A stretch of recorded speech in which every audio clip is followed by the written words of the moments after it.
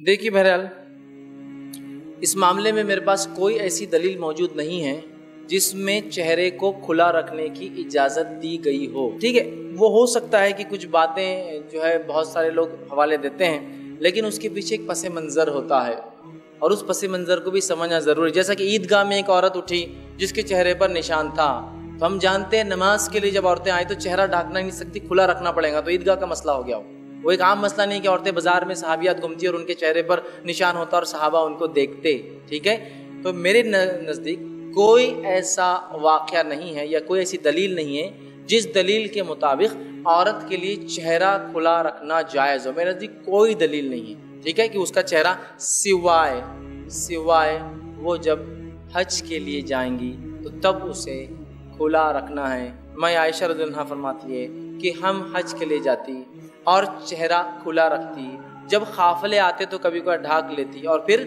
खोल देती। तो इससे पता चला खुला रखना उसकी असल है, इसलिए कि खुला रहता तो ढकती, वरना अगर ढकना असल होता तो ढक के ही चलती, फिर काफ़िले आए और काफ़िले जाए।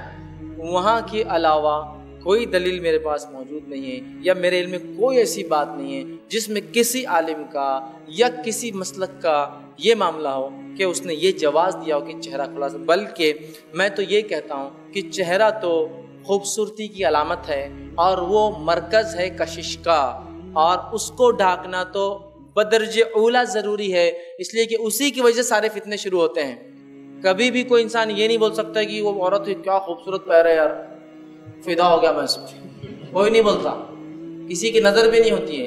किसी भी इंसान की नज़र किसी के लिए पड़ेंगी तो कहाँ जाती है, सीधा चेहरे पर उसके। तो चेहरा कशिश का मरकज़ है और इस्लाम पर्दे का हुक्म देता है। सहाबियात से यही अमल मिलता है, सहाबा ने अपनी औरतों को ऐसे ही पर्दा कराया। अब कोई इंसान ये कहता है तो उसके पास उसकी दलील हो। मेरे नज़दीक तो मैं कहूँगा चेहरा ढकना औरत के पर्दे का हिस्सा वाजिब ऐन ज़रूरी है, उसको ये करना है। अगर वो नहीं करेंगी तो बहुत सारे फितनों में वो पड़ जाएंगी, मुलविस होंगी और उसके लिए बहुत ज़्यादा तकलीफ़ें हो सकती है दुनिया और आखिरत के एतबार से। औरत को पर्दा चेहरे का करना चाहिए, नहीं पाँव का करना चाहिए। चेहरे की क्या जरूरत है पर्दे की, वो तो ओपन एयर थिएटर होता कि हर कोई देखे फ़ायदा उठाए। अल्लाह के बंदे पर्दा होता ही चेहरे का है।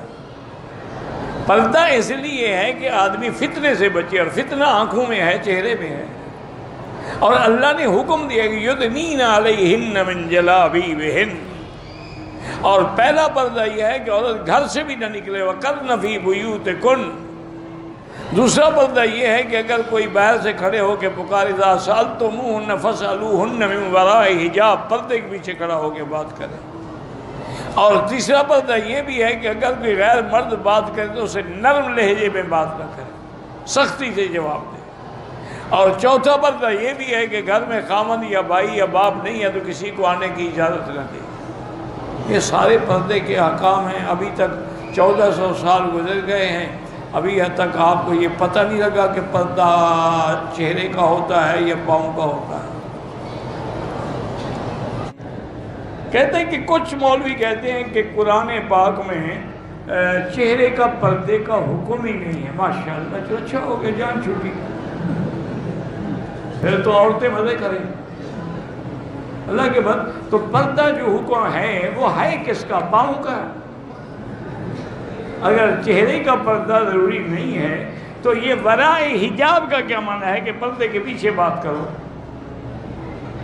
इज़ा सअल्तुमूहुन्न मताअन फ़स्अलूहुन्न मिन वराइ हिजाब, कि कुछ मांगना भी हो तो पर्दे के पीछे मांगो, तो पर्दा तो साबित हो गया। अब वो दरमियान में खड़ा हो या चेहरे पे खड़ा हो, मकसद तो फितने से बचने के लिए पर्दा है। हुजूर ने फरमाया अल्लाह की लानत हो उन पर जो लिबास पहन के भी नंगी होती है। बारीक इतना लिबास है या चुस्त इतना लिबास है, ढीला ढाला होना चाहिए, दबीज होना चाहिए। लिबास के अंदर ये दो हिस्से जो है वो लाजिम है।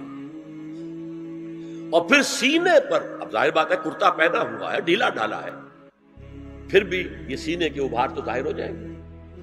इन पर एक इजाफी ओढ़नी सर पर से लेकर और अपने इस गरीबान के ऊपर बुक्कल मार लेना, ताकि ये जो निस्वानी हुस्न का दूसरा मजहर है, पहला चेहरा सबसे बड़ा चेहरा,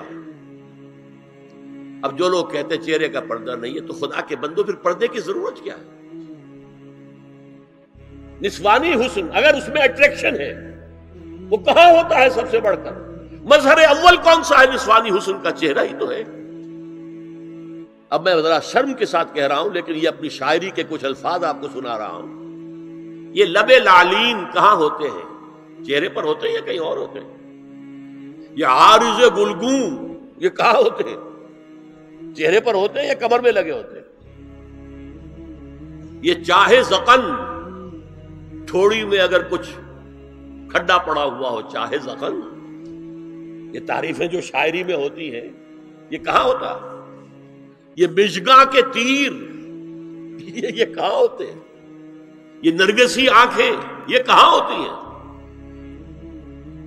اور ستواں ناک یہ کہاں ہوتا ہے؟ چہرہ ہی تو ہے، سب سے بڑی اٹریکشن تو چہرہ ہے۔ اسی کو نہ چھپایا تو پھر اور کیا چھپایا؟